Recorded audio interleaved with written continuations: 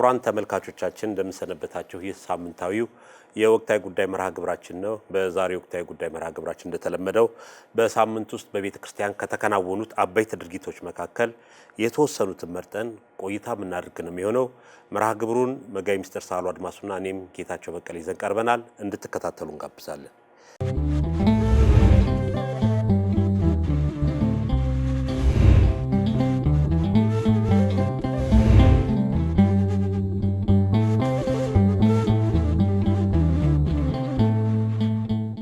መጋቢ ሚስተር እንግዲህ ያሳለፍነው ሳምንት ወይም አሁን እስካሁን ድረስ የያዝነው ከዚህ ከሳምንት የቅዱስ ሲኖዶስ ምልዓተ ጉባኤ የግንቦት የርክበ ካህናት የቅዱስ ሲኖዶስ ምልዓተ ጉባኤ የተጀመረበት ሳምንት ነው። እንግዲህ በዚህ ሳምንት እንደተከታተልነው በአጠቃላይ በመክፈቻው መርሃ ግብር ጀምሮ ብፁዕ ቅዱስ አቡነ ማትያስ ፓትርያርክ ርዕሰ ሊቃነ ጳጳሳት ዘኢትዮጵያ ሊቀ ጳጳስ ዘአክሱም ወዕጨጌ ዘመንበረ ተክለ ሃይማኖት መክፈቻውን መልእክት ካስተላለፉ በኋላ እንግዲህ በየዕለቱ እየተወሰኑ ያሉትን መርሃ ግብሮች ወይም ደግሞ አጀንዳዎች እየተመለከት ነው። እስከዛሬ እዚህ ስቱዲዮ እስከገባን ድረስ ወደ 7 የሚሆኑ አጀንዳዎች ውሳኔ አግኝተዋል ማለት ነውና እንግዲህ ወደ ዝርዝሩ ጉዳይ ወደ ኋላ ላይ የምንመለከተው ነው። ግን እንዳጠቃላይ በተለይ የዘንድሮ የ2017 ዓ.ም የቅዱስ ሲኖዶስ የግንቦት የርክበ ካህናት ምን ይመስላል? አጠቃላይ ጉባኤው ከሌላው ጊዜያት ጠንከር ያለበት ብዙ ሁኔታዎች ያየንበት ነውና ምን ይላሉ እስቲ? አመሰግናለሁ መምህር ጌታቸው። እንደተገለጸው ይሄ ጉባኤ የጀመረው ባለፈው ሳምንት ማክሰኞ ግንቦት 5 ቀን 2017 ዓመተ ምህረት ነው። ግንቦት 5 ቀን ማለት በጸሎት ነው። ያው ብዙ ጊዜ የቅዱስ ሲኖዶስ ጉባኤ የሚከፈተው በጸሎት ነው። ምክንያቱም በአጠቃላይ ጉባኤውን መንፈስ ቅዱስ እንዲመራው ለመንፈስ ቅዱስ ለማስረከብ ቅዱስ ሲኖዶስ የጸሎት ፕሮግራም ያካሂዳል። ይህን ፕሮግራም እንግዲህ ተመልክተናል ማለት ነው በማክሰኞ ዕለት። ከዛ በመቀጠል ደግሞ በማግስቱ ረቡዕ ግንቦት 6 ቀን 2017 ዓመተ ምህረት አሁን እንደገለጽከው በብፁዕ ወቅዱስ አባታችን አቡነ ማትያስ ቀዳማዊ ፓትርያርክ ርዕሰ ሊቃነ ጳጳሳት ዘኢትዮጵያ ሊቀ ጳጳስ ዘአክሱም ወዕጨጌ ዘመንበረ ተክለ ሃይማኖት የመግለጫ ወይም ደግሞ የእንኳን ደህና መጣችሁ የመልካም ምኞት መልእክትና መግለጫ ነው የተከፈተው። እንግዲህ በመጀመሪያ የቅዱስ ሲኖዶስ ጉባኤ ያጸደቀው የቅዱስነታቸው መልእክት የጉባኤው መልእክት የቅዱስ ሲኖዶስ መልእክት የቤተ ክርስቲያናችን መመሪያ እንዲሆን ነው የመጀመሪያ ውይይት አድርገው ያጸደቀው ማለት ነው። ቅዱስ አባታችን እንግዲህ በዚህ በመልእክታቸው እንደ አንድ ነጥብ ብቻ ለማስታወስ ያህል ከእምነት የተነሳ መታዘዝ እንዲገኝ ወይም ደግሞ መታዘዝ እንዳለብን የሐዋርያትን አስተምሮ በሮሜ 6 ቁጥር 5 ላይ የተጻፈውን ገልጸው በአጠቃላይ ስለ መታዘዝ እምነት ካለ መታዘዝ እንደሚኖር የቅዱስ ሲኖዶስ አባላት በሰላም ወደዚህ መምጣታቸውን ጉባኤው በይፋ መከፈቱን የተጣለብንን ሐዋርያዊ አገልግሎት በብቃት እንድንወጣ ዝቅ ብለን እንድናገለግል እንደገናም ደግሞ የሰላምንም እጦት የኢትዮጵያ ልጆች ሲንገላቱ ማየት እንደማይገባ እና በአጠቃላይ ያለውን ግጭትን ማስቆም በማህበራዊ፣ በመንፈሳዊ፣ በኢኮኖሚያዊ፣ በአስተዳደራዊ አፈጻጸማችንን እንገምግም ብለው ነው የጀመሩት። በጣም እጅግ በጣም ጥሩ መልእክት ስለሆነ ነው ይሄን እንደመነሻነት የገለጽ ነው። ከዚህ በኋላ በርካታ አጀንዳዎች በየቀኑ እየተሰጡ የቴሌቪዥን ድርጅታችንም የየዕለቱን ውሎ ከቅዱስ ሲኖዶስ ጽሕፈት ቤት በሚያገኘው መረጃ መሰረት ለምእመናን እያደረሰ ትክክለኛውን ሐሳብ እውነተኛውን ሐሳብ የቅዱስ ሲኖዶስን ውሳኔዎች እየገለጸ ነው የቆየው። እንግዲህ እንደተባለው አሁን ቅዱስ ሲኖዶስ ከተጀመረ እንግዲህ ሳምንት የሞላው ስለሆነ ብዙ ነገሮችን ያው መዳሰስ ጊዜ አይፈቅድልንም። ነገር ግን አስተማሪነት ያላቸው እንደገናም ደግሞ ቀጣይ እንደ መመሪያ ሆነው ሁሉም ሊተገብራቸው የሚገቡት ውሳኔዎች ላይ ልናተኩር ይገባናል ማለት ነው። እንግዲህ ደግሞ ወደ አንተ ልምጣና ወደ ነጥቦች እንመለሳለን። መጋቢ ምስጢር እንደተናገሩት ነው። በተለይ የዘንድሮ የቅዱስ ሲኖዶስ ምልዓተ ጉባኤ እንግዲህ በርካታ ጉዳዮች አሉ። የቅዱስ ሲኖዶስ ዓመታዊ ጉባኤ በሚደረግበት ወቅት ብዙ የሚጠበቁ ነገሮች አሉ። ከማህበራዊ ድረገጽም በምንመለከትበትም ሰዓት ዋና አጀንዳ ሆነው መነጋገሪያ የሆነ በሀገር ቤትም በውጭም የቅዱስ ሲኖዶስ የሚያነሳቸው እና የሚወስናቸው ውሳኔዎች ብዙዎች የሚጠብቁት ነው። እንደሚታወቀው በሀገር ቤትም በውጭም በርካታ በቤተ ክርስቲያን ላይ ፈተናዎች ያሉበት ወቅት ነው።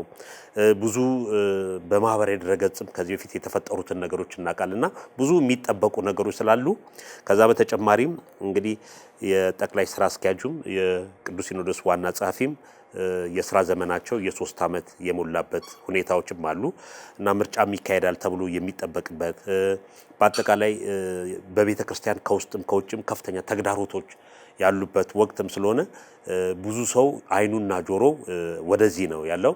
እኛም ከአስቀድመን ከዚህ በፊት እንደሚያስታውሱት ለተመልካቾቻችን ባቀረብነው መሰረት ትክክለኛው መረጃ ከትክክለኛ ቦታ ማዳመጥ መከታተል እንደሚገባም መልእክት ያስተላለፍን ነውና እኛም በየዕለቱ ቅዱስ ሲኖዶስ ምልዓተ ጉባኤ የወሰናቸው ውሳኔዎች በየዕለቱ እየዘገብን እያስተላለፍን ያለውና እንግዲህ በርካታ ጉዳዮች ይነሳሉ። ሀገራዊ ጉዳይ አለ፣ የመንፈሳዊ ጉዳይ አለ፣ እንደ ማህበራዊ ኢኮኖሚያዊ ጉዳዮችንም ያካተቱ ብዙ ነገሮች ውሳኔዎች የሚያገኙበት ነውና እንደተባለው ከሌላው ጊዜ ለየት ያለ ብዙ ሰውም እየጠበቀው ያለ ጉዳይ ነው።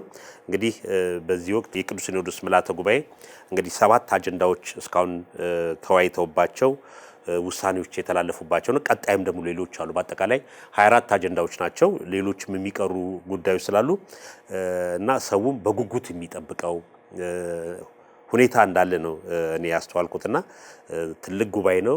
ብዙ ነገሮች ይወሰናሉ። ለቤተ ክርስቲያኒቷ ያሉባትን ችግሮች ከውስጥም ከውጭም የሚፈቱ ውሳኔዎችም ይወሰናሉ ብለን እንጠብቃለንና እንደ አጠቃላይ ስናየው ከበድ ያለ ከሌላው ጊዜም ሰው ጓጉቶ በጉጉት የሚጠብቀው ጉባኤ ነው። እውነት ነው መምህር ጌታቸው። አንድ ደግሞ የማንዘነጋው ለምእመናን እንደ ደስታ ወይም የምስራች ብስራት የምናስተላልፈው በሰሜን አሜሪካ የሚኖሩ 3ቱ ብፁዓን አባቶች ወደ ኢትዮጵያ ወደ ቅድስት ቤተክርስቲያን ወደ መንበረ ፓትርያርክ መጥተው ከቅዱስ ሲኖዶስ ጋር ተቀላቅለው የቤተክርስቲያን ጉዳይ እንዲመለከቱ ፈቃድ የተሰጠበት ወቅት ስለሆነ ይህም ደግሞ ጉባኤውን ልዩ ያደርገዋል። ብፁዕ አቡነ ጴጥሮስ የቅዱስ ሲኖዶስ ዋና ጸሐፊ፣ ብፁዕ አቡነ ቴዎፍሎስ፣ ብፁዕ አቡነ ያዕቆብ እነዚህ 3 ብፁዓን አባቶች በዚሁ በስብሰባ ዋዜማ ላይ ወደ ሀገራችን ወደ ኢትዮጵያ ገብተዋል። እንደ አጋጣሚ የዘገባውን አንተ ተከታትለሃል። በአየር መንገድ በኢትዮጵያ አየር መንገድ እንደደረሱ የነበረውን የብፁዓን አባቶች አቀባበል አባቶች እንዴት እንደተቀበሏቸው ፍቅራቸውን እንዴት እንዳሳዩን እዚህም ደግሞ መንበረ ፓትርያርክም ሲገቡ የነበረውን ድባብ ተመልክተናል በደረሰን መረጃና ይህም ራሱ ጉባኤውን ልዩ ያደርገዋል ማለት ተጨማሪ ድባብ ነው።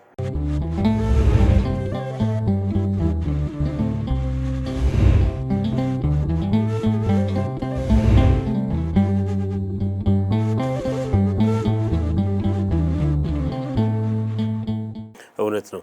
እንግዲህ እነዚህ ነገሮች ቀላል ነገር አይደሉም። ብዙ ነገር እንጠብቃለን። ብዙ ቤተክርስቲያኒቷን ያሉባትን የውስጥና የውጭ ችግሮች የሚፈቱ ውሳኔዎች ይወሰናሉ።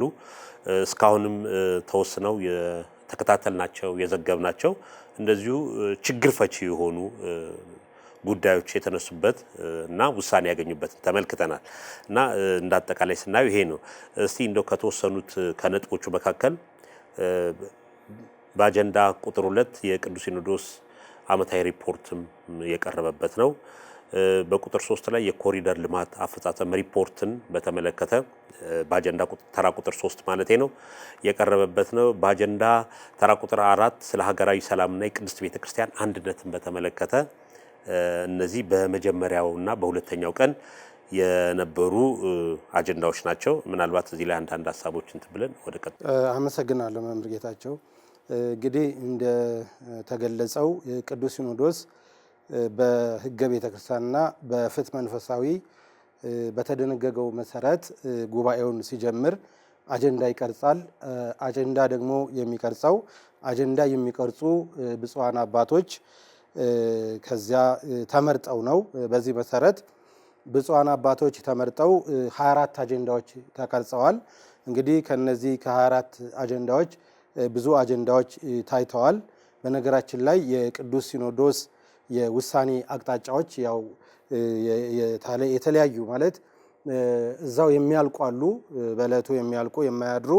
እንደገና ደግሞ ለሚቀጥለው ተጠንተው ኮሚቴ ተቋቁሞ የበለጠ ሀሳቡ ተጠናክሮ ለውሳኔ እንዲመቹ ነው የሚቀርብም አለ እና እንደዚህ እያደረገ ነው እንጂ አጀንዳዎቹ በጣም ብዙ ነው የሚመስሉት። ነገር ግን ቅዱስ ሲኖዶስ ለሁሉም አጀንዳዎች የየራሱ አቅጣጫ የሚሰጥበት ነው የሚሆነው። አጀንዳዎቹ 24 ይሁኑ እንጂ በዋናነት ደግሞ አሁን እንደተገለጸው እንደ ዋና የምንመለከታቸው የቅዱስ ሲኖዶስ ጽሕፈት ቤት የዓመታዊ የስራ እንቅስቃሴ ሪፖርት ነው። እንደዚሁም ደግሞ ቅድስት ቤተክርስቲያናችን በዚህ በኮሪደር ልማት የምታከናውነውን በአጠቃላይ የምታቀርብበት ዓመታዊ ሪፖርት ነው። እንደዚሁም ደግሞ የትምህርት ተቋማት ወይም የኮሌጆች እድገትን በተመለከተም ሁልጊዜ እንደ ትልቅ አጀንዳ ሆኖ ነው የሚያዘው። በቀጣዩ በጀት ዓመት ደግሞ አሁን እንግዲህ ቀጣዩ የበጀት ዓመት የምንለው 2018 ዓመተ ምህረት ከሐምሌ ወር ጀምሮ የሚቀጥለው የበጀት ዓመት ነው። እሱም ያው የሚጸድቅበት እውቅና የሚያገኝበት ነው። እንደዚሁም ደግሞ የአህጉረ ስብከት ጥያቄዎች አሉ፣ የተለያዩ ጥያቄዎች።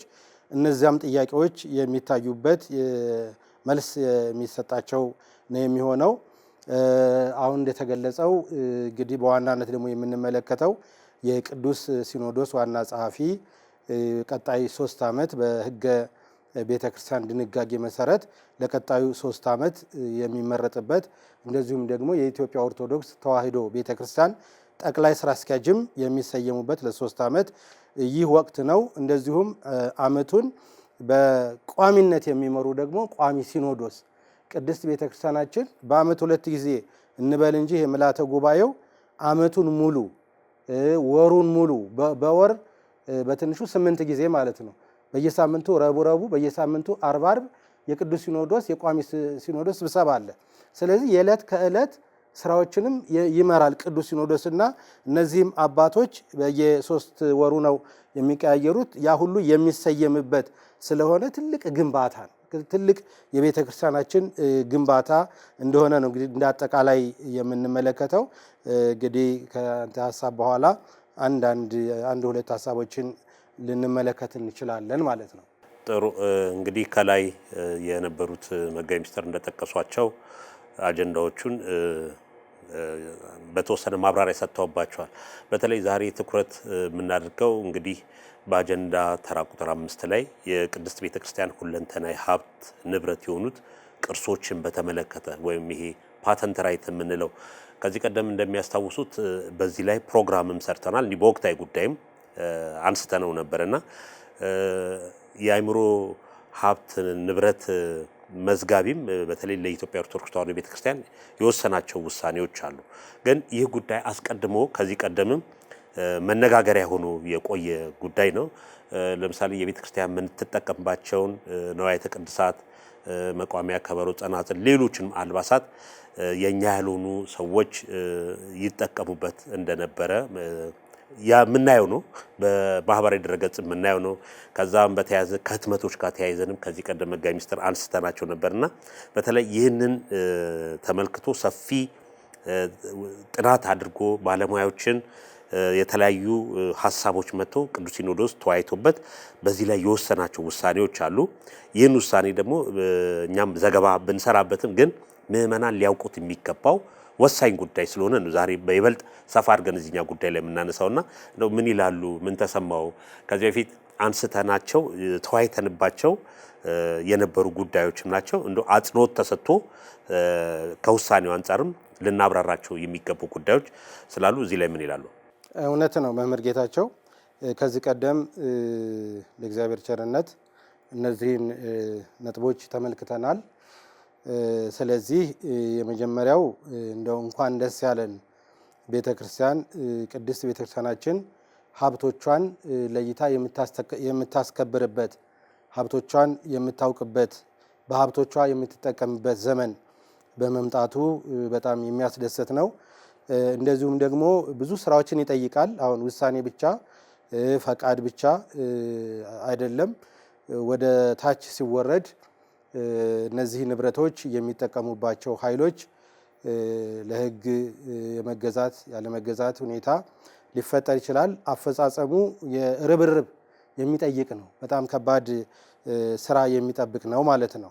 ነገር ግን እንዳጠቃላይ ቅድስት ቤተክርስቲያናችን በተለይ ከአምልኮዋ ጋር የሚሄዱ የማምለኪያ ነዋያተ ቅድሳት እነዚህ ባልሆኑ ቦታዎቻቸው ራሱ የሚሸጡበት ቦታ እነዚህን የተቀደሱ ነዋያተ ቅድሳት የማይመጥኑ አካባቢዎች እንደዚሁም ደግሞ በእነሱ የማያምኑ ነገር ግን ጥቅማቸውን የሚፈልጉ ኃይሎች መጠቀሚያ በመሆን ከዛም አልፈው ደግሞ ወደ ሌሎች እምነቶች የሚሄዱም እሷን ጥለው ርቀው ሂደው ነገር ግን ነዋያተ ቅድሳቶቿን መጠቀሚያ በማድረግ እየተጠቀሙ አንዳንዶቹም እየተዘባበቱ የምናይበት ሁኔታ ስለሆነ ቅድስት ቤተክርስቲያናችን በመጀመሪያ ያው ፈቃድ ሰጪው ፈቃድ በመስጠቱ ያው ምስጋና ባለፈውም አቅርበናል።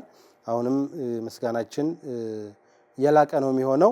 ከዚህ በመነሳት ደግሞ የኢትዮጵያ ኦርቶዶክስ ተዋሕዶ ቤተክርስቲያን ቅዱስ ሲኖዶስ እነዚህን ሀብቶቻችንን እንድንጠቀም ሉዓላዊ ውሳኔ ማሳለፉ የበለጠ ስለሆነ እነዚህ ነገሮች ተደጋግመው መነገር አለባቸው። ምክንያቱም እታች ያለው ምእመናኖችም የኛም ምእመናን እንዲሰሙ አስፈጻሚውም ከአህጉረ ስብከት ጀምሮ እስከ አጥቢያ ቤተክርስቲያን ድረስ ከላይ ከመንበረ ፓትርያርክ ከቅዱስ ሲኖዶስ እስከ አጥቢያ አብያተ ክርስቲያናት ድረስ አስፈጻሚ ኃይል ይኖራል።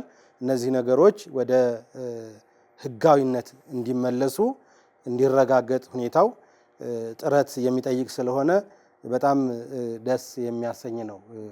ለስንት ሺህ ዘመን ያህል ከእሷ ጋር የቆዩ ንብረቶች ሌላው ቆርቶ 10 ዓመት እንኳን የተያዘ ይዞታ በዛው ይጽና ይባላል። እንኳን ስንት ሺህ ዘመን ይዛ የቆየችው ንብረቶቿን ማለት ነው። መጋቢ ምስጢር እንግዲህ በውሳኔው ላይ ይህንን ነጥብ ሲያብራራ ምንድን ነው የሚለው? በአብይ ኮሚቴው ከፍተኛ ጥረትና በሊቃውንተ ቤተክርስቲያን ትጋት የቅድስት ቤተክርስቲያናችን የአእምሮ ሀብት የሆነው ንብረትና ቅርስ በኢትዮጵያ አእምሮአዊ ንብረት ባለስልጣን የተመዘገቡት ከ120 በላይ የሚሆኑ ቅዱሳት መጻሕፍትና የተለያዩ ንዋየ ቅዱሳት በቤተክርስቲያን እውቅና ባልተሰጣቸው አካላት እንዳይመረቱ እንዳይሰራጩና በአገልግሎት ላይም ከእምነት ውጭ የሆኑ አካላት እንዳይጠቀሙባቸው ነው የሚለው። እንግዲህ ንዋየ ቅዱሳቱን በሚመለከት በሌሎች እምነትም አሁን መጋቢ ምስጢር እንደጠቀሱት ነው።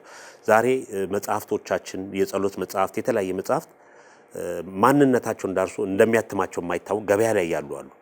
የሚጠቀምባቸው ሌላ ነው። እዛ አንዳንዱ መጽሐፍት ውስጥ በስርዋጽ የገቡ ያልታረሙ ነገሮችም የምንመለከትበት ሁኔታ አለና በአብያተ ክርስቲያናት በር ላይ ራሱ የሚሸጡ አሁን ገድለ ክርስቶስ ተምራ 3 ቅጆች አይቻለሁ። አንደኛው በገዳሙ የተዘጋጀ፣ ሁለተኛው በማን እንደተዘጋጀ ራሱ የማይገልጽ እንደዚህ አይነት አሉ እና እንደነዚህ የሚዘጋጁ መጽሐፍት ማን እንደሚያሰራጫቸው የት እንደሚታተሙ አንዳንዱ የት ማተሚያ ቤት ራሱ እንደተዘጋጀ የማይታወቁ መጽሐፍትም አሉና እነዚህን ራሱ ቤተክርስቲያን የቤተክርስቲያን ሀብቷን ተከታትለ መቆጣጠር ያለባት ቤተክርስቲያን ናት።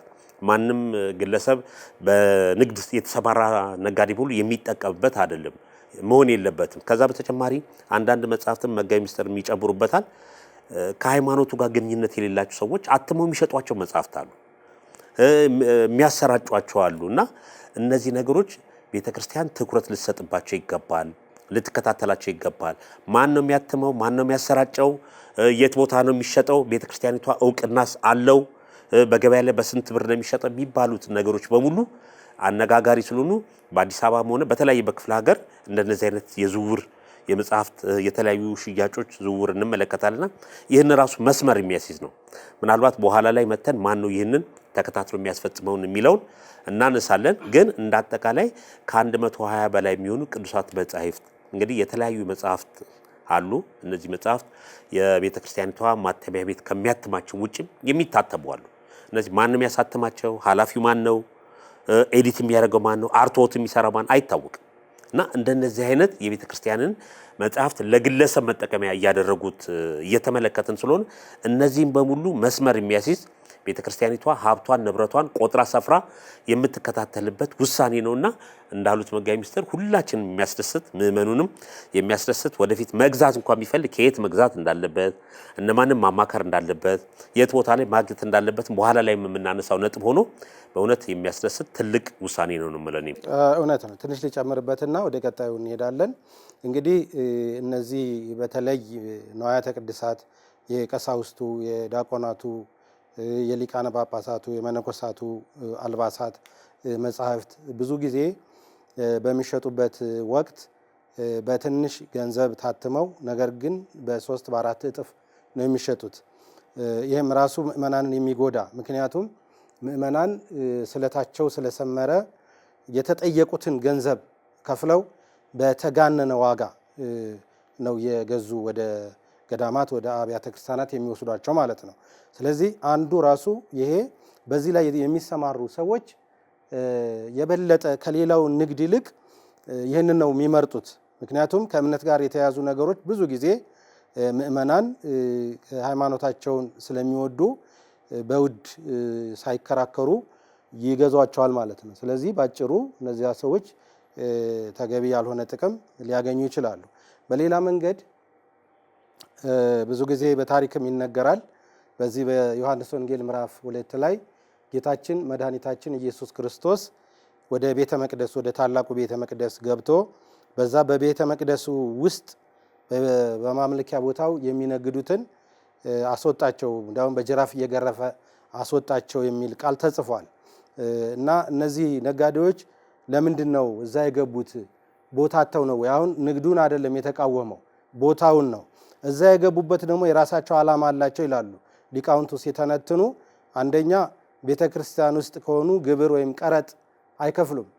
ስለዚህ ከዚህ ነፃ ለመሆን እንደገና ደግሞ ከሃይማኖት ጋር እያያያዙ ለመሸጥ የሚመች አመቺ ሁኔታ ስለሆነ እዛ ላይ ይረባረቡ ነበርና ከዚህ አንጻር ነው በጣም ትግል ያስፈልጋል የተባለው። እንደተባለው እየቀያየሩ እንደውም ቤተክርስቲያን የሚያሰድቡ የቤተክርስቲያን ያልሆኑ በቤተክርስቲያን አስተምሮ ውስጥ የሌሉ ቤተክርስቲያን የማታውቃቸው መጻሕፍቶች አሾልከው በማስገባት እንደገና ደግሞ ከቤተክርስቲያን እንደወጣ አድርገው ደግሞ በቤተክርስቲያን ላይ ለመሳለቅ የሚሞክሩ ማለት ነው። ቤተክርስቲያን ለማዳከም በዚህ ስልት ሁሉ የሚሄዱ ሰዎች አሉና ቅድስት ቤተክርስቲያናችን ይህንን ሁሉ ችግር የምትፈታበት ስለሆነ አፈጻጸሙ ላይ ጥንካሬ ያስፈልጋል።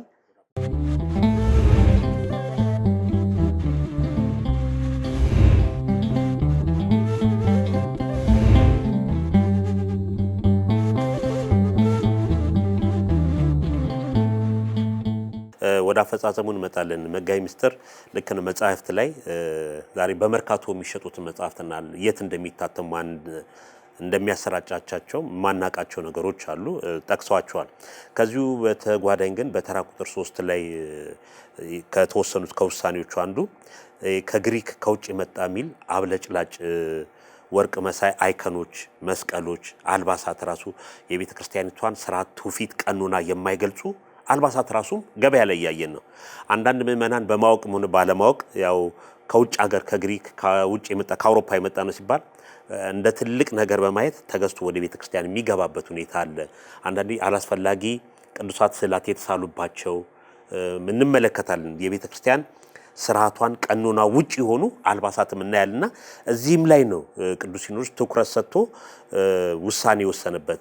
እነዚህ ነገሮች በሙሉ ወደፊት ምእመናንም ለቤተ ክርስቲያን ስጦታ እንኳን ገዝተው ወይም ደግሞ ስለት ቢያመጡ ከየት መግዛት እንዳለባቸው፣ የቤተ ክርስቲያን ቀኖና ስርዓት የጠበቁ አልባሳት የትኞቹ ናቸው፣ የትኞቹ የቤተ ክርስቲያን ልብስ መስለው ውስጥ ተሽጠው ወደ ቤተክርስቲያን የሚገቡበትን ሁኔታም እናያለን። አንዳንድ ቦታ ቅዱሳት ስዕላት ላይ ራሱ ከቤተክርስቲያን ትውፊት ከቤተክርስቲያን ስርዓት ውጪ ያሉ አንዳንድ ስዕላት አሉ። አሁን ምዕመናን እነዛን ስዕላት ገዝተው ነው ወደ ቤተክርስቲያን ይዘው የሚመጡት። ስለ ስዕላቱ አሳሳሉ፣ ቀለም ቅቡ ብዙ የሚያውቁት ነገር የለምና ይሄን ነገር እንዳይሆን ከዚህ በፊትም ገብተው አንዳንድ አብያተ ክርስቲያናት የኔ ስዕል እዚህ ጋር መቀመጥ አለበት የመሳል አለበት የሚል ጭቅጭቆችም የተመለከትንባቸው ለዘገባ ስንሄድ አንዳንድ ቦታዎች አሉ። ምዕመናን በየዋህነታቸው ገዝተው አመጥተው ለቤተ ክርስቲያን በስጦታ የሚሰጡት እና እንደነዚህ አይነት ነገሮች እነዚህ ነጋዴዎች የቤተ ክርስቲያን አስመስለው ገበያ ላይ ያስገብተው ምናልባት የውጭ ተልእኮ ያላቸው ሊሆኑ ይችላል፣ አይታወቅም። እንደዚህ የማሳሳት አይነት ሁኔታዎች ስላሉ እነዚህ ሁሉ መስመር መያዝ አለባቸው። ከእንግዲህ በኋላ ይሄ ነገር መከሰት የለበትም የሚል ነው ውሳኔውና አልባሳት ላይ ቅዱሳት ስዕላት ላይም ትኩረት ሊደረግ እንደሚገባም ነው ይሄ ውሳኔ የሚያነሳው። እውነት ነው። አንዲት ነገር መጨመር እፈልጋለሁ መምህር ጌታቸው፣ እንደተባለው ብዙ ጊዜ የምዕራባውያን ስዕሎች ታሪክን የመጽሐፍ ቅዱስን አስተምህሮ የማይከተሉ ስዕሎች ራሱ በየቤተ ክርስቲያናችን በጣም ተበራክተዋል፣ እየገቡ ነው። ቅድስት ቤተ ክርስቲያን እንግዲህ ወደፊት ይሄን እንመጣበታለን ራሱን በቻለ በሌላ ጊዜ የራሷ የሆነ ወይም ደግሞ ከቅዱስ መጽሐፍ ጋር የሚሄድ ከታሪኩ ካስተምሮ እንደው ለምሳሌ አንድ ነገር ልጥቀስ። ስለ ቅዱስ ጳውሎስ ተክለሰውነት መጽሐፍ ቅዱስ ይናገራል። ቅዱስ ጳውሎስ ሐጺረ ቆም ቁመቱ አጭር ክቡደ መዝራእት ክንዱ በጣም ጠንካራ ያፈረጠመ ኩህለ አይንት አይኑ የተኳለ የሚመስል ራሰ በራ ይላል የቅዱስ ጳውሎስን ተክለ ሰውነት እንትን ሲል። ስለዚህ ስዕሎች ይህንን ተከትለው ታሪኩን ተከትለው መድኃኒታችን ኢየሱስ ክርስቶስ በዚህ ምድር ላይ እንዴት እንደነበረ ይታወቃል። በአጠቃላይ ያንን ታሪኩን ያንን የሱን አኗኗር የሱን ሕይወት እሱን ሊያሳይ የሚችል ስዕል ነው መሳል ያለበት እንጂ ማንኛውንም ፈረንጅ የሚመስል ስዕል እየተሳለ በቤተክርስቲያናችንም ትውፊት ላይ ትልቅ ተጽዕኖ ያረፈ ስለሆነ እውነቱን ለመናገር ቅድስት ቤተክርስቲያናችን በጣም ብዙ ነገሮች ይጠብቋታል። በተለይ ከሊቃውንት ጉባኤ ብዙ ነገሮች ይጠበቃሉ። እንደዚሁም ደግሞ ሊቃውንት ጉባኤ ብቻውን መንቀሳቀስ ስለሚከብደው የመንበረ ፓትርያርክ ጠቅላይ ቤተ ክህነትም በሐሳብም በፋይናንስም ከጎኑ በመቆም ለቅዱስ ሲኖዶስ ግብአት እያቀረቡ እነዚህ ነገሮች እየተጠናከሩ ወደ አፈጻጸም ተፈጽመው ማየት ይሄን እንግዲህ ሁሉም ምእመናንም ይሄን ይጓጓል፣ ይናፍቃል፣ ሁላችንም እናፍቃለን ተግባራዊ ሆኖ ማየት ማለት ነው። ለዚህ ደግሞ ርብርብን ይህንን የተወሰነ ውሳኔ ቀደም ሲል ብዙ ጊዜ ቅዱስ ሲኖዶስ ውሳኔዎችን ከመወሰን ዘግይቶ አያውቅም፣ ይወሰናሉ። ነገር ግን ከዚህ ከዋናው መስሪያ ቤት ወደ ታች ሳይወርዱ ብዙዎቹ እየቀሩ ነው እንጂ ውሳኔዎች ሳይወሰኑ የቀሩበት ሁኔታ የለምና አሁንም የተወሰኑ ውሳኔዎች እስከ ታች ድረስ ተፈጻሚ እንዲሆኑ አስፈጻሚ ያስፈልጋቸዋል ማለት ነው። ያስፈጽማቸው መጋቢ ሚኒስትር እዚሁ ላይ እንደው አስፈጻሚው ላይ ሀሳብ ከመጨመሪ በፊት እንግዲህ በተለያየ ጊዜ እርሶም ኢየሩሳሌም ሄደው አይተዋልና ምናልባት እዚህ መጽሐፍት የሚሸጡበት ንዋየ ቅድሳት የሚሸጡበት አንዳንድ ቦታ ራሱ ከኢየሩሳሌም የመጣ ቅባ ቅዱስ ተብሎ የሚሸጡባቸው አሉ። እንደገና በኬሚካል የተቀመሙ እጣኖች ራሱ ከውጭ የመጣ እጣን ተብሎ የሚሸጥበት ሁኔታዎች ማለት እነዚህም በሙሉ ነው የሚያነሳውና እነዚህ አሁን ከቤተ ክርስቲያን ቀኖና ስርዓት ውጪ የሆኑ ከኢየሩሳሌም የመጣ ከእንደዚህ የመጣ ቅባ ቅዱስ ተብሎ የሚሸጡ አሉ እና እነዚህ በሙሉ አሳሳቾች ወይም የሚያጭበረብሩ ሰዎች የቤተ ክርስቲያኒቷን ተልእኮ የማያውቁ የራሳቸውን ጥቅም ማግበስበስ የሚፈልጉ ሰዎች የሚሰሯቸው ስራዎች ናቸውና እነዚህ በሙሉ የሚቋረጡ ምዕመናንን የሚያሳስቱ የሚያደናግሩ በሙሉ መልስ የሚሰጥ ውሳኔ ስለሆነ እንደነዚህ አይነቶችም ተመልክተናል። ቅዱሳት ስዕላት ብቻ ሳይሆን እንደነዚህ አይነት ሁኔታዎችም አሉ። ሌላው በዚህ ውሳኔ ላይ የተነሱን የማዕረግ ስም አሰጣጥ ዛሬ አሁን የማዕረግ ስም አንዳንዴ ስሙና ሰውየው ያልተገናኙባቸው የምንመለከታቸው ነገሮችም አሉ። እነሱ በዝርዝር ሁሉን ባናነሳ ይሄ በሙሉ የተወሰነ ነውና እነዚህ እንደ ቀላል የሚታዩ ነገሮች አይደሉም። በገበያ ላይ በንዋያተ ቅድሳት ላይ እስካሁን መጽሐፍት ላይ ያነሳናቸው ምዕመናን ማድረግ የሚገባቸው ወደ አፈጻጸሙ ስንመጣም እንግዲህ ከማን ምን ይጠበቃል፣ ምን መደረግ አለበት የሚለውን ሐሳብ አንስተን ወደሚቀጥለው የምንሄደው ነው። ምዕመናንም ምን ማድረግ አለባቸው? ይህ የሚመለከታቸው አብያተ ክርስቲያናት፣ አህጉረ ስብከት ከቅዱስ ሲኖዶስ የተላለፈው ውሳኔ ተግባር ላይ አድርጎ የዛሬ ዓመት እነዚህኞቹ እንዲህ ተሰርተው ለውጥ መጥተዋል ተብሎ የምንሰማበት የምንዘገብበት ሁኔታ እንዲኖር እንፈልጋለንና ነው። ከማን ምን ይጠበቃል? ማን ምን ማድረግ አለበት? የምዕመናንስ ድርሻ ምንድነው? ቅዱስ ሲኖዶስ፣ ጠቅላይ ቤተ ክህነት፣ አህጉረ ስብከት ምንድነው ይላሉ መጋቤ ምስጢር? በጣም ጥሩ ነው። እንግዲህ በተለይ ይሄ አሁን ተወያይተን የምንጨርሰው ብቻ አይደለም።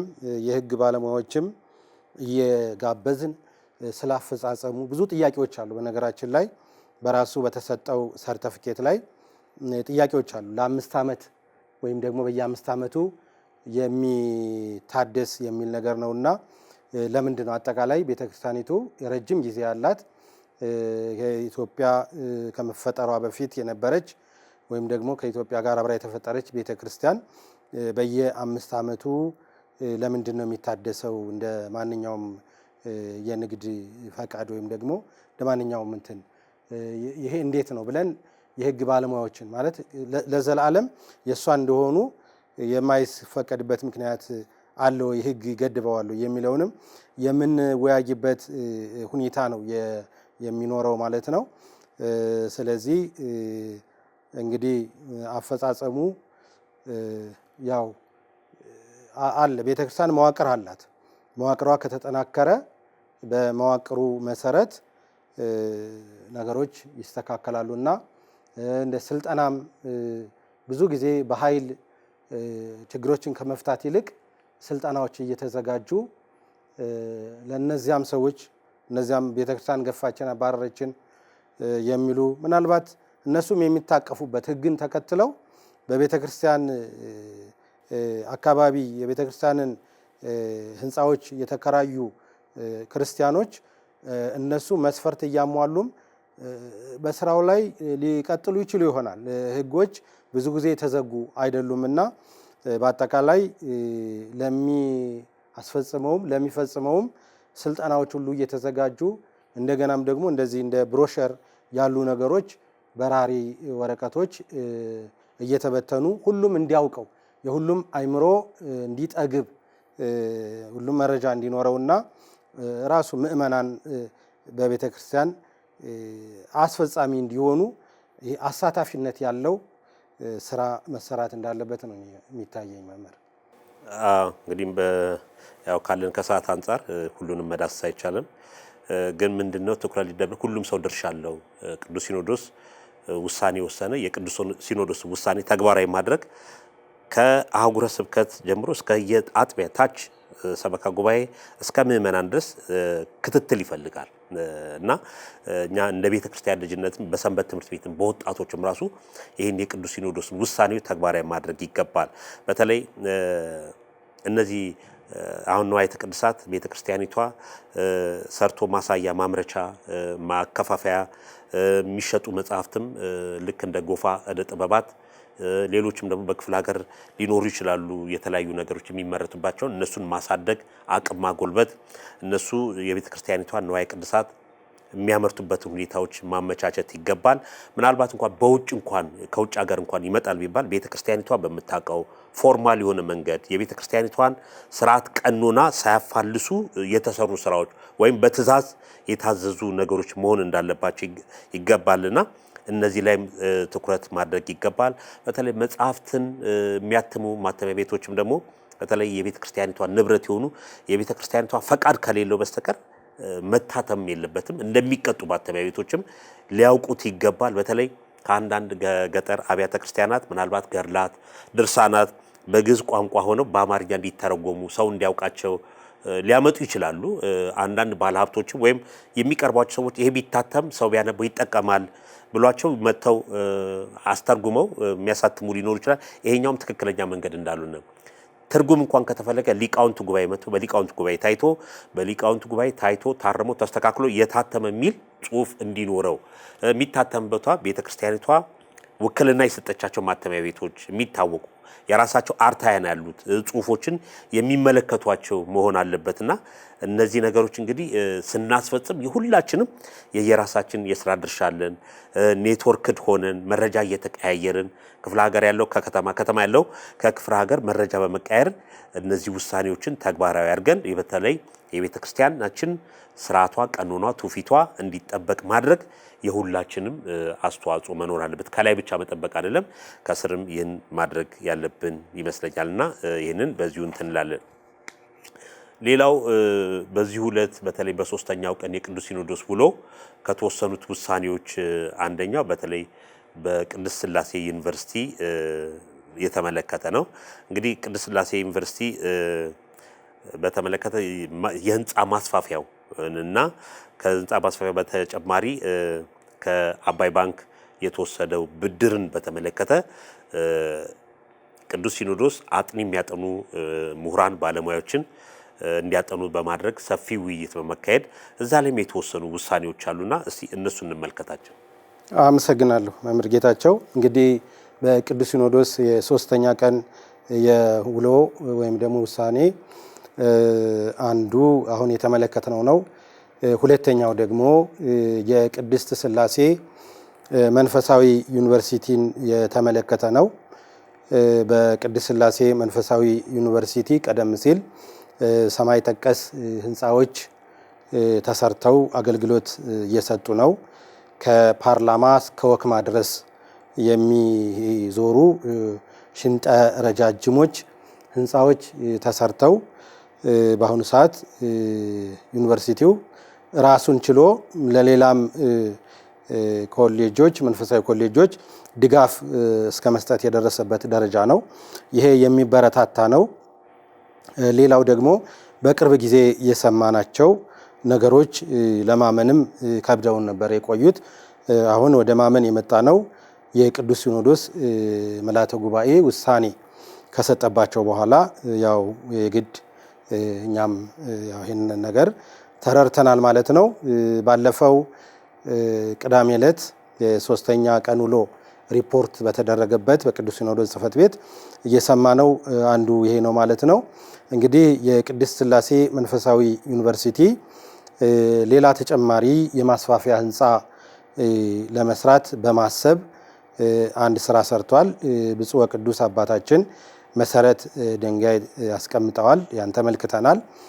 ከዚያ ህንፃውም ደግሞ በዚያው በግቢ ውስጥ ተጨማሪ ህንፃ እንደተጀመረ ሰምተናል። ነገር ግን ከዚህ ጋር ተያይዞ ዩኒቨርሲቲው እጅግ በጣም የሚባል ነው ገንዘብ ከአባይ ባንክ ለመበደር ያው ሀሳቦችን እንደጀመረ ወይም ደግሞ እንቅስቃሴ እንደጀመረና የመጀመሪያ ዙር የተባለውን ብድር እንደተበደረ በመግለጫው ነው የሰማነው። እንግዲህ የመጀመሪያ ዙር የተባለው ከ166 ሚሊዮን በላይ ተጨማሪም አለው። ከ166 ሚሊዮን በላይ የመጀመሪያ ዙር ብድር ተበድሯል።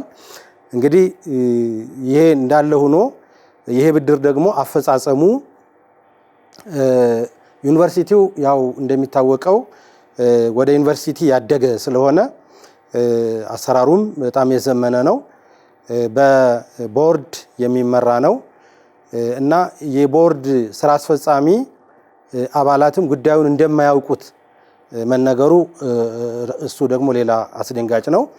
የዛው ውስጥ እንኳን የቦርድ ስራ አስፈጻሚም ውሳኔ ያላረፈበት ከዛም አልፎ ደግሞ የመንበረ ፓትርያርክ ጠቅላይ ቤተ ክህነትም የማያውቀው ከዛም አልፎ ደግሞ የቅዱስ ሲኖዶስ የምልዓተ ጉባኤም ሆነ የቋሚ ሲኖዶስ ይሁንታ የሌለበት መሆኑ ይሄ በጣም ያስደነግጣል። እንዳውም በመካከል ላይ ከዚህም ቀደም ዘግበነዋል።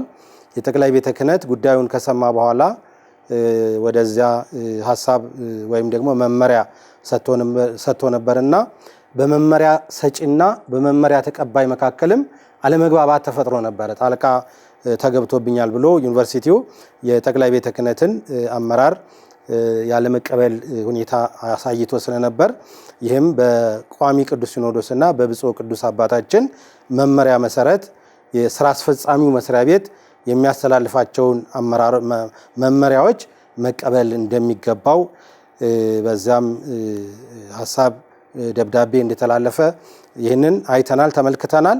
አሁን ደግሞ በመላተ ጉባኤ ነገር ቀርቦ ውሳኔ ተወስኗል። እንግዲህ ውሳኔዎቹ ምን እንደሆኑ ተመልሼ እመጣለሁ። ይሄን መጀመሪያ አንተ ጋር እንቆይና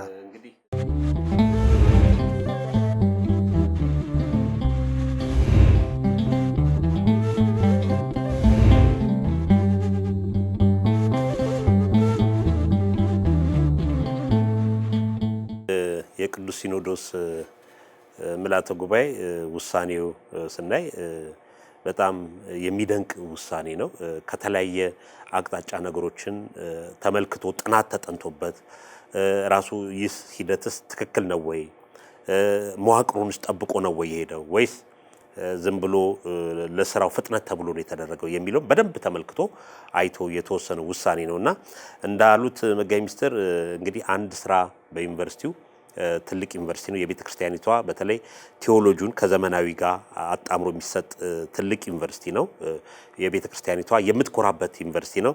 እንደምንመለከተው ፊት ለፊቱን ይሄ ከወክማ እስከ ፓርላማው ድረስ ያለውን ብፁዕ አቡነ ጢሞቴዎስ የቅድስት ሥላሴ ዩኒቨርሲቲ የፕሬዚዳንት ወይም ደግሞ የበላይ ጠባቂ ኃላፊ በነበሩበት ወቅት የተሰራ የሚያስደንቅ ህንፃ ነውና እሱንም እንግዲህ አሁን ሱቆች አሉት።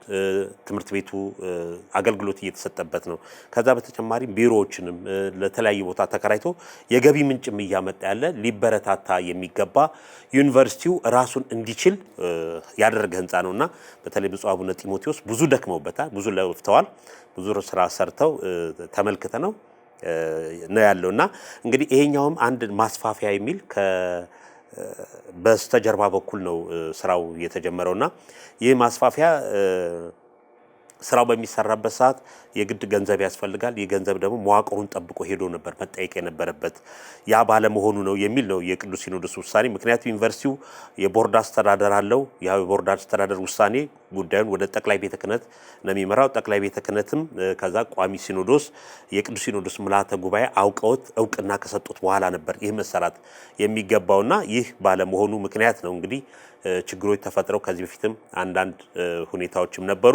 አሁን ግን ቅዱስ ሲኖዶስ ምልዓተ ጉባኤ አይቶ የማያዳግም ምላሽ እንደውም ሌሎች አብያተ ክርስቲያናት እንደዚህ አይነት የቤተ ክርስቲያኒቷን ስራ በሚሰራበት ሰዓት በየአህጉረ ስብከትም ምን ማድረግ እንዳለባቸው ምን አይነት መዋቅር መከተል እንዳለባቸው የቅዱስ ሥላሴ ዩኒቨርሲቲን የተሰራውን ስራ በማመስመልከት ለሌሎቹም ራሱ ወጥ የሆነ ውሳኔዎች ተወስነዋልና በተለይ ብዙ ሰውን ያስደነቀው ያስገረመው በተለይ እነዚህ ፊት ለፊት ያሉት ህንጻዎች በእነሱ ማስያዣነት ነው ብድር ተበድሮ 166 ሚሊዮን 45410 ብር ከ91 ሳንቲም ነው ለመጀመሪያ ዙር ብድር የተገኘውና ይህ ብድር ትክክልም አይደለም አካሄዱ መዋቅሩን ጠብቆ የሚሄድ ስላልሆነ የቅዱስ ሲኖዶስ ምንድነው የሚለው ውሳኔው በአጭር ጊዜ ውስጥ ተመላሽ አድርጎ በብድር ማስያዣነት ያስያዟቸውን የሁለቱንም ህንጻዎች እግድ በማስነሳት የይዞታ ማረጋገጫ ካርታዎችን በመረከብ ተመላሽ እንዲያደርግና ውሉም ከባንኩ ጋር ከአባይ ባንክ ጋር እንዲቋረጥ የሚል ነውና ውሳኔው ቅዱስ ሲኖዶስ ከተለያየ አቅጣጫ ተመልክቶት የወሰነው ውሳኔ ነውና እንግዲህ እንደነዚህ አይነት ነገሮች ምናልባት ለዩኒቨርሲቲው ማስፋፊያ ህንጻ እንኳን የሚሰራ እንኳን ቢባል መዋቅሮች አሉት መሄድ የሚገባቸው መንገዶች ነበሩ። እነዛ መንገዶች ባለመሆናቸው ነው እንግዲህ በተፈጠሩት አለመግባባቶች ጠቅላይ ቤተ ክህነት ቅድስት ሥላሴ ዩኒቨርሲቲ ጉዳዩን ለቅዱስ ሲኖዶስ ቀርቦ ቅዱስ ሲኖዶስ ይህንን እልባት ሰጥቷል ማለት ነውና ይሄ ለብዙዎችም የሚያስተምር ምን ማድረግም እንዳለብን ወደፊት በተለያዩ ቦታዎች ላይ ምን አይነት ስራዎችም ሲሰሩ ጉዳዩ እንዴት መደረግ እንዳለበት የሚያሳይ ውሳኔ ነው የተወሰነው። እውነት ነው መምህር ጌታቸው። እኔም ትንሽ ልጨምር እንግዲህ ይሄ ሐሳብ አሁን እኛም የራሳችንን ሐሳብ አንዳንድ ጊዜ እንትን የምንለው መንፈሳዊ ዩኒቨርሲቲ ነው። አሁን ብዙ ከተሰጠው ብዙ ይጠበቃል። ትንሽ ከተሰጠው ደግሞ ትንሽ ነው የሚጠበቀው። ይሄ ዩኒቨርሲቲ ለሌሎቹ መመሪያ ለሌሎቹ አብነት አራያ ምሳሌ ሊሆን የሚገባው ነው ማለት ከዚህ አልፎ ከስጋዊ አስተሳሰብ አልፎ የነፍስን ወይም ደግሞ ነገር እግዚአብሔርን ለደቀ መዛሙርት ለቅድስት ቤተክርስቲያናችን እንድትቀጥል ትምህርት የሚሰጥ ተቋም ስለሆነ በጣም ጥንቃቄ ይጠበቅበታል። በጣም ጥንቃቄ። ስለዚህ ይህንን ያህል ትልቅ ከፍታ ላይ ያለ ተቋም ትልቅ ችግሮች የሰማ ነው። በጣም የሚያስደነግጥ ስለሆነ ማለት ነው። ምክንያቱም በየትኛው መስሪያ ቤት ህግ አለ፣ የፋይናንስ ህግ አለ። ቅድስት ቤተክርስቲያናችንም ህግ አላት። እንዳውም አንድ ሀገረ ስብከት ሊቀ ጳጳስ ወይም ደግሞ የአንድ ሀገረ ስብከት ስራ አስኪያጅ በግሉ የሚያዝባቸው እንትኖች አሉ። ከ10 ሺህ ከ5 ሺህ ከዚህ ሺህ በታች ያለ ጉባኤ ይባላል። እንደገና የቦርድን ጥያቄ የሚጠይቅ ውሳኔ አለ። ይህ ውሳኔ አሁን ቦርድ እንኳን ቢወስን ጠቅላይ ቤተ ክህነት እንኳን ቢወስን በቂ ላይሆን ይችላል። በአጠቃላይ የመጨረሻው የቅድስት ቤተክርስቲያናችን ውሳኔ ሰጪ ሉዓላዊ ስልጣን ያለው ቅዱስ ሲኖዶስ እውቅና ካልተሰጠ የቅድስት ቤተክርስቲያናችን አንጡራ ሀብቶች፣ የይዞታ ማረጋገጫዎች፣ በጥንት ዘመን የተወረሱ ቤቶቻችን መረጃ ተፈልጎ ነው የተመለሱላት እንጂ መረጃ ባለመገኘቱ በጣም በርካታ በ2 በ3 እጥፍ የሚገመቱ ቤቶች ነበሯት። እነዚህ አልተመለሱላትም። ለምን? ማስረጃዎች በመጥፋታቸው ማለት ነው። እና እነዚህ የይዞታ ማረጋገጫ የሆኑ የቤተክርስቲያን ካርታዎች፣ ፕላኖች እነሱ ተላልፈው ለሶስተኛ ወገን ያውም ለረጅም ዘመን ከተሰጡ ቤተክርስቲያን የበለጠ ከጥቅሙ ጉዳቱ እንደገናም ደግሞ በጣም አሳሳቢ ነገር ሲሆን ነው ማለት ጊዜ የማይሰጥ ችግር ሲሆን ነው እንደዚህ እንጂ ዩኒቨርሲቲው ራሱን የቻለ አንጋፋ ዩኒቨርሲቲ ራሱንም ችሎ ለሌላም የተረፈ ስለሆነ እዚህ ችግር ውስጥ ይገባል ተብሎ አይጠበቅም። እና ይሄ እንግዲህ በቅዱስ ሲኖዶስ የተወሰነው ቅድም እንደተገለጸው አንዱ ይሄ ሀብት ወይም ደግሞ ካርታና ፕላን ተመላሽ እንዲሆን ገንዘቡም ደግሞ ለአበዳሪው ተመላሽ እንዲሆን እንግዲህ በዚህ መካከልም የሚኖሩ ውጣ ውረዶች ሊኖሩ ይችላሉ። ከዚያ በኋላ ደግሞ እነዚህ የቤተክርስቲያን ሀብት የሆኑ ሰነዶች በአንድ ላይ በጣም ታማኒነት ባለው ቦታ ላይ እንዲቀመጡ ሌሎቹም ደግሞ እንደ አይነት እንትን ውስጥ እንዳይገቡ ውስጥ ለውስጥ የቤተክርስቲያንን ካርታ ይዞታ እያስያዙ በብድር መልክ የቤተክርስቲያናችን ይዞታ አደጋ ላይ እንዳይወድቅ እንደ ለምሳሌ አሁን ደር ሱልጣን እድሜ ልካችንን የምንከራከረው አብዛኛዎች መረጃዎችን እያጠፉ ተቃዋሚዎቻችን ስላሉ ነውና ቤተክርስቲያን የረጅም ጊዜ ውጥረት ውስጥ የሚያስገባት አሰራር ስለሆነ የቅዱስ ሲኖዶስ ምልዓተ ጉባኤ በእውነት የወሰናቸው ውሳኔዎች እንደው ዝቅ ብለን በአክብሮት በደስታ የተቀበልነው ነገር ወይም ደግሞ በጣም ሁላችንም ለተፈጻሚነቱ የምንረባረብበት ይሆናል ብዬ ተስፋ አደርጋለሁ።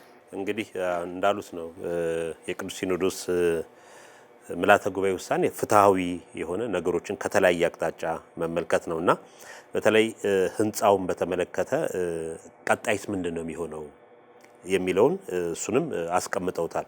በተለይ ምንድነው የሚለው ዩኒቨርሲቲው ተጨማሪ ህንጻ መገንባቱ የሚደገፍና ለዩኒቨርሲቲው ተጨማሪ ገቢ የሚያስገኝ በመሆኑ የጀመረውን የማስፋፊያ ህንጻ ግንባታ ከውስጥ ገቢው ላይ በጀት በመመደብ ግንባታውን እንዲያስቀጥል ይላል። ይሄ የተጀመረው የህንጻ ግንባታ ይቆማል ማለት አይደለም፣ ይቀጥላል። ግን የሚቀጥለው ዩኒቨርሲቲው ከውስጥ ከራሱ በጀት እየያዘ ከህንጻውም ከተለያዩ ከሚያገኛቸው ከተማሪዎች ክፍያም በውስጥ በጀቱ ያስቀጥለዋል የሚል ነው እና የተወሰነው ውሳኔ እንግዲህ እንደነዚህ አይነት ነገሮች ምንድነው ጠቀሜታቸው ሰፊ ነው። ቅዱስ ሲኖዶስ መጋቤ ምስጢር እንደተናገሩት ንብረትን ከመጠበቅ ከማስጠበቅ እዚህ ቦታ ላይ ባህሪያነት የሚጠቀስ ቦታ ላይ ይሄ ጉዳይ ታየ ማለት ነገ ደግሞ ሌላ ቦታም ላይ እንደዚህ እንዳይታይ ሌሎች ኮሌጆቻችን ላይ ሌሎች ተቋማቶቻችን ላይ ሌሎች ደግሞ በየአብያተ ክርስቲያናቱ ላይ ሀገረ ስብከቱ ሳያውቀው ጠቅላይ ቤተ ክህነቱ ሳያውቀው መዋቅሩን ሳይጠብቅ የሚሰሩ ስራዎች ክፍተት ያመጣሉ፣ ለሌላም ነገር ያጋልጣሉና ለሌሎችም ትምህርት የሚሰጥ ውሳኔ በመሆኑ በጣም ሊበረታታ የሚገባ ነውና በመጨረሻ ላይ ምንድነው የሚለው በየደረጃው ያሉ በጠቅላይ ጽህፈት ቤት ስር የሚገኙ ድርጅቶችና የትምህርት ተቋማት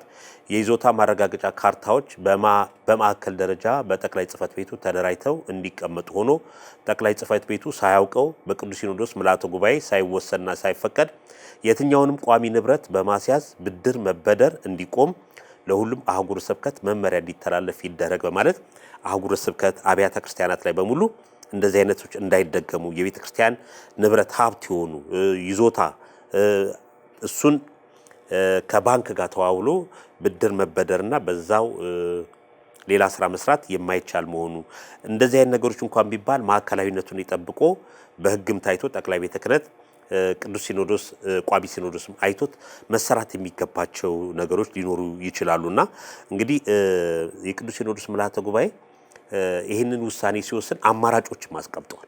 አማራጮች አሉ። መዋቅሩን ጠብቆ ተጠብቆ ከሄደ ግን መስራት ይቻላል። ግን መዋቅሩን ሳይጠብቁ ስራ መስራት ቢባል ልክ የአሁኑ አይነት ነገር ነው የሚከሰተው እንጂ ስራ አይሰራ፣ ልማት አይስፋፋ፣ ቤተክርስቲያን የራሷን ገቢ የምታገኝበት አይሰራ፣ አይጠናከር ማለት አይደለም። ግን መዋቅሩን ጠብቆ እውቅና በተሰጠው በሚመራበት በቦርድም ሊሆን ይችላል ተቋማቶቻችን ወይም ደግሞ በሀገረ ስብከት በዛ ነው ስራ መሰራት ያለበት የሚል ውሳኔ ነው የተወሰነውና ይህ ውሳኔ እንግዲህ በሁሉም ቦታዎች የሚሰራ ሊበረታታ ሊደገፍ የሚገባ ሁላችንም ተቋማቶቻችንም ከዚህ ጉዳይ ጋር እንደዚህ አይነት ስራዎች የልማት ስራዎች የሚሰሩት ተቋማት፣ ትምህርት ቤቶች፣ የተለያዩ የቤተ ክርስቲያኒቷ ድርጅቶችም ይህን ነገር ተግባራዊ ማድረግ እና ምዕመኑም እንዲያውቀው ትምህርት ቤቶችም የተለያዩ መዋቅር ድርጅቶችም እንዲያውቁት ማድረግ ይጠበቃል። እውነት ነው መምህር ጌታቸው። እንግዲህ ያው የኛ ሐሳብ ከዚህ ላይ ያልፍ ይችላል። እንደተባለው አሁን ቅድስት ቤተክርስቲያናችን ልማቶችን እየሰራች ነው። በየቦታው ብዙ ህንጻዎች በአብያተ ክርስቲያናትም እንደዚሁም ደግሞ በዋናው በዚህ በቤቶችና ህንጻዎች አስተዳደር እና ልማት ድርጅትም በርካታ ህንጻዎች እየተሰሩ ነው። በነገራችን ላይ ህንጻዎችን ይወልዳሉ ማለት አሁን የቅድስት ሥላሴ መንፈሳዊ ዩኒቨርሲቲ ህንጻ ሌላ ህንጻ ለመውለድ ሌላ ህንጻ ለመገንባት ምቹ ሁኔታ ነው ያለው። በርካታ ገቢዎች ወይም ደግሞ ተከራዮች ያሉበት ባንኮች ንግድ ባንክ ሳይቀር ሌሎችም ባንኮች እንደ ቴሌ በጣም ታላላቅ አገራዊ ተቋማት ሳይቀሩ ያካተተ ትልቅ ተቋም ነው። ስለዚህ ያንን በተገቢው መንገድ ያጠራቀመ ቀሪ ስራዎችን ለማጠናቀቅ ምቹ ሁኔታ ነው እና የቅዱስ ሲኖዶስ ውሳኔም የተጀመሩትም እንዲያልቁ ልማትም እንዳይቋረጥ መደረጉም በጣም ትልቅ ነገር ነው። ያው ተጀምሮ ከመሬት ወጣ ብሏል። ስለዚህ ይህም ደግሞ ለቤተክርስቲያናችን ተጨማሪ ልማት ይሆናል ማለት ነውና በጣም ሰፋ ያለ ትንታኔ ውጤት ሰፋ ያለ ጥበብ ያለበት አሰራር ሆኖ ነው የተመለከተ ነው። ቅዱስ ሲኖዶስ የሰጣቸው ውሳኔዎች በጣም ዘላቂነት ያላቸው መሆናቸውን የተረዳሁት። እውነት ነው። እንግዲህ እንደው ስናጠቃለው እንደዚህ አይነት በቅዱስ ሲኖዶስ ምክክር እየተደረገባቸው ውይይት እየተደረገባቸው የሚወሰኑ ውሳኔዎች ለቤተ ክርስቲያን ይጠቅማሉ፣ እንደ ሀገርም የሚጠቅሙ ናቸው። ማህበረሰቡንም የሚጠቅሙ ውሳኔዎች የሚወሰኑበት ተወስነው የሚወጡበት ነውና እንግዲህ ከስር ያለነው ምዕመናንም ይህንን የሚሰሙትም የቅዱስ ሲኖዶስን ውሳኔዎች ተግባራዊ ማድረግና የተሻለ ስራ ለመስራት ተናቦ አንድ ሆኖ ተፋቅሮ መስራትና ቤተክርስቲያኒቷን ራሷን እንድትችል ማድረግ ከሁሉም የሚጠበቅ ተግባር ነውና እንግዲህ የቅዱስ ሲኖዶስ ምልዓተ ጉባኤ ገና አላለቀም። ሌሎችም የሚነሱ አጀንዳዎች አሉ። እነዚህንም እየተከታተልን ምንዘግብ እንዲህ በወቅታዊም ጉዳይ እንደየርዕሰ ጉዳዩ መብራራት ይገባል የምንላቸውን ጉዳይ የምንወያይበት ነው የሚሆነው። መጋቤ ምስጢር እንደ አንድ ደቂቃ ካለን አንድ ደቂቃ እንደ ማጠቃለያ ማለት ነው፣ እንደ መልእክትም ነው። አሁን እንደገለጽከው ድርጅታችን ወይም ደግሞ የቴሌቪዥን ድርጅታችን እነዚህን ውሳኔዎች በየቀኑ በሚያገኘው መረጃ መሰረት ለምእመናን ትክክለኛውን ውሳኔ የሚያሳልፍ መሆኑን በዚህ አጋጣሚ እየገለጽን አንዳንዶቹ ደግሞ ትንሽ ወጣ ያልነበረ አንዳንዶቹ ፈራጅ ለመሆንም ተጨማሪ ፈራጅ ለመሆንም የሚሞክሩ አሉና ከዚህ ሐሳብ ከዚህ አስተያየት ወይም አካሄድ ወጥተው ቅዱስ ሲኖዶስ የሚወስኗቸውን ውሳኔዎች እንዲጠብቁ እንግዲህ አሁን ገና ብዙ ውሳኔዎች አሉ በየጊዜው የምንገልጻቸው የመጨረሻም ደግሞ የማጠቃለያ የመዝጊያ መልእክት መግለጫም ይኖራል። ያን ሁሉ በመንፈስ ቅዱስ የሚመራው ቅዱስ ሲኖዶስ የሚሰራቸውን ከመከታተል ውጭ እንደው በየጓዳው በየጎድጓዳው ፈላጭ ቆራጭ መሆን ይቅር የሚል ነው።